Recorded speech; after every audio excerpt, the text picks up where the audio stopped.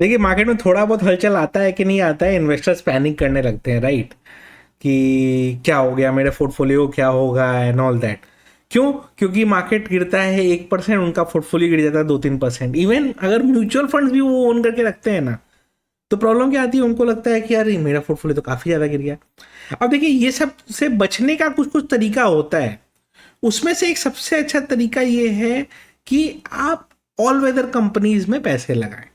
अब वही बात होती है कि सर वो ऑल वेदर कंपनीज क्या हो गए, मतलब जो ठंडा गर्म हर मौसम में काम करे वैसा कंपनी क्या? तो हम लोग फिर कैसा कंपनी खोजे? नहीं, ये सब बात नहीं हो रही है। ऑल वेदर कंपनी मतलब क्या हो गया? जिन्होंने बहुत कुछ देखा है over a period of time, and उनका जो प्रोडक्ट एंड उनका जो यूजेस है वो ऑलमोस्ट नेसेसिटी की कैटेगरी में आता है। नेसेसिटी की कैटेगरी मतलब क्या हो गया? मतलब कि आपको अगर भूख लगी है तो आप खाना खाएंगे, ये नेसेसिटी है, राइट?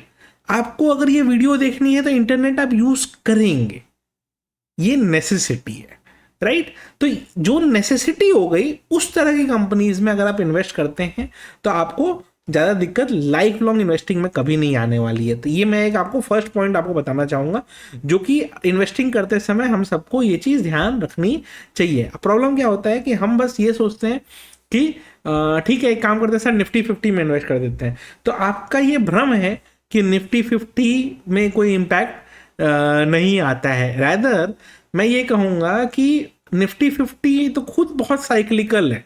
कैसे साइक्लिकल है? उसके कुछ कंपनीज किसी एक पर्टिकुलर टाइम में अच्छा कर रहे होते हैं, कुछ कंपनीज दूसरे टाइम में अच्छा कर रहे होते हैं। तो वो बेसिकली ना ओवरऑल अगर आप देखेंगे तो yes, overall index over a period of time historically 12 से 13% का रिटर्न जनरेट करते हुए आया है। निफ्टी की अगर हम बात करें तो किसी साल बहुत ज्यादा होता है, किसी साल नहीं होता है, बट ओवरऑल अगर आप देखें तो इस तरीके का सीएजीआर जनरेट करते आया है। क्यों? क्योंकि उसमें कुछ कुछ कंपोनेंट ऐसे हैं जो साइक्लिकल हैं। बट हम अगर ऐसी कंपनीज में इन्वेस्ट करें जो नॉन साइक्लिकल होते हैं, नॉन साइक्लिकल मतलब क्या हो गया? जिनका टाइम बेसिस पे या कब क्या चीज हो रहा है, ठंडा आया गर्म आया, कभी डिमांड आई नहीं आई, ये सब से उनको बहुत ज़्यादा फर्क नहीं पड़ता है। तो इसी तरह का ना, जैसे आप निफ्टी 50 इंडेक्स के बारे में जानते हैं, इसी तरह ना एक इंडेक्स है निफ्टी नॉन साइक्लिकल इंडेक्स। ठीक है, नॉन साइक्लिकल इंडेक्स जो बेसिकली क्या है, ये नॉन साइक्लिकल कंज्यूमर इंडेक्स है।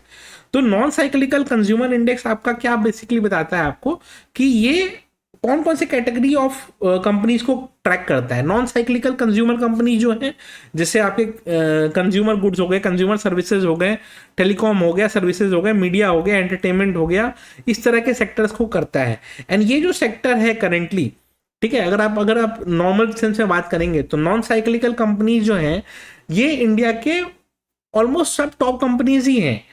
ठीक है, बस क्या है कि ये थोड़ा सा कम मूव करते हैं कंपेयर टू इंडेक्स, क्योंकि इनका बीटा नॉर्मल इंडेक्स से थोड़ा सा कम होता है। तो जितना लो बीटा रहेगा उतना आपके पोर्टफोलियो पे इंपैक्ट कम होगा। यानी कि ऐसा हो सकता है कि निफ्टी आपको 5% गिर रहा है, आपका पोर्टफोलियो 3% गिरा, तो क्या है, आपने बेटर परफॉर्म किया बाकी लोगों से, राइट? और इन्वेस्टिंग तो करनी ही है ना, तो म्यूचुअल फंड्स के थ्रू आप नॉर्मली इन्वेस्टिंग करते हैं, उसी को करिए। लेकिन हम जो बेसिक बना देते हैं कि निफ्टी 50 फंड में ही करेंगे, तो यस उसमें करिए, लेकिन आपको जैसे टोटल मार्केट इंडेक्स जो फंड हो गया जो 750 कंपनीज में इन्वेस्ट करता है, इसी तरह नॉन साइक्लिकल कंज्यूमर इंडेक्स जो है ये बेसिकली उन कंपनीज में इन्वेस्ट करता है जो आपके इंडिया के कंज्यूमर को केटर करने वाली कंपनीज हैं, जिसमें वेटेज वाइज अगर आप देखेंगे तो 42% वेटेज होता है आपके एफएमसीजी कंपनीज का, कंज्यूमर सर्विसेज वाली कंपनीज का 21%, कंज्यूमर ड्यूरेबल्स का 20.3, ऑलमोस्ट 20% ही पकड़ लीजिए, टेलीकॉम कंपनीज का 12%, सर्विसेज का और थोड़ा बहुत टेक्सटाइल वगैरह ये सब है। ठीक है, तो ये हो गया आपका एडवांटेज। अब इसमें क्या है, हाईएस्ट कंपोनेंट्स आप सुनेंगे कि इस इंडेक्स का हाईएस्ट कंपोनेंट्स क्या है, आप कंपनीज का नाम सुनिएगा, फिर आपको खुद समझ में आएगा कि भाई अच्छा। और मैं ये स्क्रीन पे भी दे देता हूँ कि कौन कौन सी कंपनीज हैं ये। तो basically Bharti Airtel 11%, almost 11%, HUL 9%, ITC 8.67%, Titan 8%, Asian paint 6.72%, Nestle 5%, Zomato 4.6%, Trent limited Zudio में आप देख ही रहे हैं आज के डेट में इंडिया में सबसे सस्ता कपड़ा खरीदने के लिए लोग जूडियो में जाना पसंद करते हैं, क्वालिटी भी देता है वो उस प्राइस के हिसाब से। तो ट्रेंड लिमिटेड हो गया, Tata consumer product, Varun beverages, Coke and Pepsi लोग पीते ही हैं, और तो वो सब हो गया। या अगर आप कहेंगे सिर्फ कोक एंड पेप्सी क्यों, वो चिप्स वगैरह भी आपके बनाता है, तो उसका एक एडवांटेज हो गया। तो अगर आप नोटिस करेंगे तो ये सारी कंपनीज, अगर आप देखेंगे कि जो मैंने नॉन साइक्लिकल इंडेक्स बोला उसमें टॉप 10 तो ये कंपनीज है। तो आप समझ रहे हो, और इन्हीं का वेटेज काफी अच्छा खासा हो गया। तो आप एक पर्टिकुलर कंपनी अच्छा करे ना करे हो सकता है, लेकिन ये सारी कंपनी जितना मैंने नाम लिया आपको ही मालूम है, ये सारी कंपनी हिस्टोरिकली अच्छा करते आई हैं, आगे भी अच्छा करती रहेंगी। तो ये एक इसका एडवांटेज है, राइट। तो ये जो कंपनीज मैंने बताई, अगर इन कंपनीज में कोई इन्वेस्ट करता है, राइट, तो अगर आप देखेंगे ना तो नॉन साइक्लिकल कंज्यूमर इंडेक्स का अगर आप देखेंगे तो लास्ट 10 ईयर का CAGR 16.38% रहा है, वेर एज निफ्टी का वहीं पे 14.57% रहा है। तो उससे 10 साल में 2% CAGR तो ज़्यादा दे रहा था, हर साल 2% एक्स्ट्रा रिटर्न ये इंडेक्स जनरेट करके दे रहा है।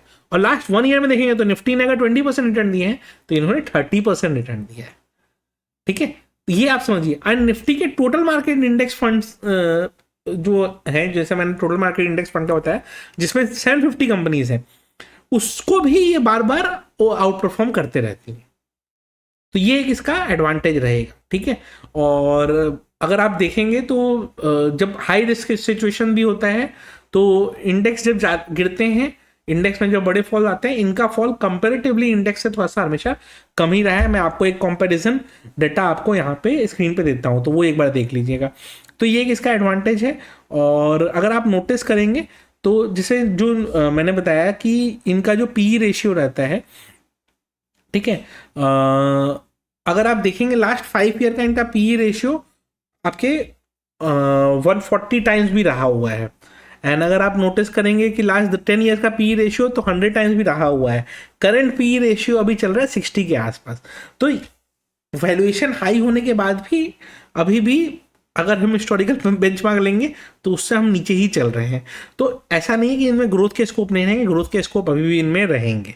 तो ये एक चीज़ है। तो करंट PE रेशियो इनका अभी भी मतलब इन्वेस्टेबल जोन में है। अगर आप SIP के थ्रू, नॉर्मल म्यूचुअल फंड के SIP के थ्रू इन्वेस्ट इसमें करते हैं, तो मैं आपको स्पेसिफिक किसी फंड का नाम आपको नहीं बताऊंगा, मैं एक ही चीज़ सजेस्ट करूंगा। ओवरऑल मैंने आपको बताया non cyclical consumer index fund search करना है आपको, एंड इन्वेस्टिंग का प्लान करना है आपको।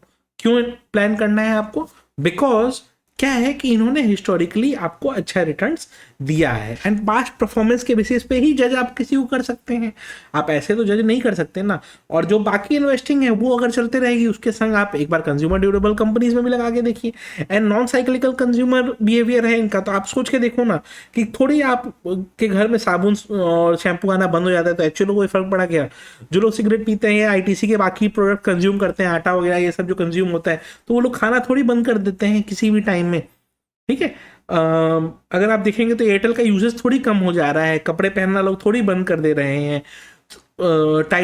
टाइटन के जो ज्वेलरी वगैरह का है, ठीक है, उनका अगर आप देखेंगे तो पूरे साल भर उनका कुछ ना कुछ सेल्स वगैरह चलते ही रहता है ना। तो आपके देखिए मतलब ये इस तरीके की कंपनीज हैं जहां पे आप थ्रू आउट द ईयर आप देखेंगे कि इनके सेल्स, इनके परफॉर्मेंस कंसिस्टेंट रहे हैं। अब कोई बोलेगा कि सर मैं डायरेक्ट इसी स्टॉक में क्यों नहीं इन्वेस्ट कर देता हूँ? देखिए मैं हमेशा यही चीज कहता हूँ कि स्टॉक में भी इन्वेस्ट करेंगे तो एक डर ये बना रहेगा कि हो सकता है कोई एक पर्टिकुलर स्टॉक आपका येस बैंक निकल जाए या वोडाफोन निकल जाए, तब क्या करेंगे? तब फंस जाएंगे। वहीं पे ये म्यूचुअल फंड्स क्या करते हैं कि इनके पास तो बैलेंस रहता है पूरा, एक स्टॉक थोड़ा अंडर परफॉर्म किया, बाकी में मैनेज हो जाएगा। इसीलिए क्या है, कभी भी एग्रेसिव नहीं हो जाना चाहिए। एग्रेसिव आप तब हो सकता है जब आपको लगता है कि आपका लक बहुत आपके फेवर करता है, बट अगर लक फेवर नहीं करता है तो ETFs के थ्रू, म्यूचुअल फंड्स के थ्रू ही जाना सही है। तो जैसे मैंने लास्ट 2 वीक पहले एक वीडियो बनाई थी टोटल मार्केट इंडेक्स फंड पे, इसी तरह ये non cyclical consumer index fund search करिए, फंड्स मिलेंगे, इन्वेस्ट करने की कोशिश करिए, एंड इनमें SIPs बनाइए। छोटी अमाउंट का भी बना सकते हैं ना, आपके ऊपर है ना आपको कितना बनाना है। आपको अगर 5 SIP चलानी है तो आप 5 अलग अलग तरह की चीज़ों में SIP चलाइए ना, जिससे आपको थोड़ा सा फायदा हो, राइट। वीडियो अच्छी लगी हो तो लाइक जरूर कर दीजिएगा।